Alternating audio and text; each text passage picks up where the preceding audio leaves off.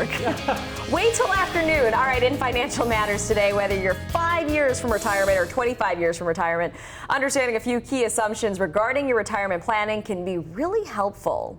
Andy Mattingly from Forum Credit Union is here to help us find out some of the truths about retirement and how they could apply to our situation. Welcome. This is something we talk about quite a bit, so let's start with the big one.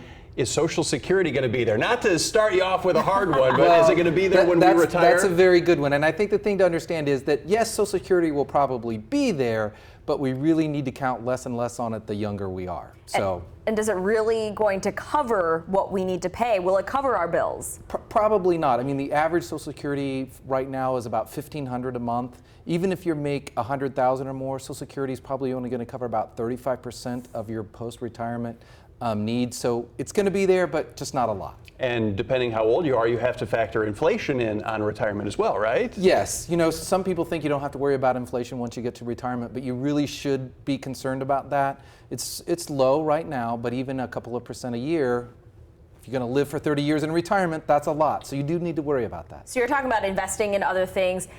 The stock market as of late, I mean, this week it's not so bad, but we've seen some really up and downs lately on Wall Street. Can we count on stocks to help us with our retirement? Well, probably not, because probably by the time you get to the retirement, you've taken all of that and put in something that's very safe, so you're going to have a really slow growth. So if you need more money, you're probably not going to be investing in the stock market just because of what's happened over the last 2 or 3 weeks. And we really can't assume that, okay, my money's running low in retirement, I'm just going to go back to work. It doesn't really work that way, does it? No, it doesn't, because, you know, there's all those baby boomers that are getting out there right now, and you know, and then Gen Y is a large segment as well. So there's going to be a lot more people looking for part-time jobs than there probably are part-time jobs. And the skills change as well. Yes. All right, what about those people who, you know, they think they've got inheritance coming down the road and I'll just use that? I think that's a very risky way to plan your retirement, to count on your inheritance. Even if you think it's going to be very big, people are living longer, they have needs. Some people might decide they're going to spend it and not give it to anyone, so you probably shouldn't count on that. Do you really hear people asking you that or saying that? Oh, wow. Okay. Yes.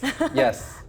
Quickly, it's not really a given that we're going to need less when we retire. Like, that's a falsehood, right? Yeah, that's true, because your medical expenses could go up. There's different things like that that could cause it to go up. Yes, if you have kids, they're gone, they're not on the payroll, but other things could creep in.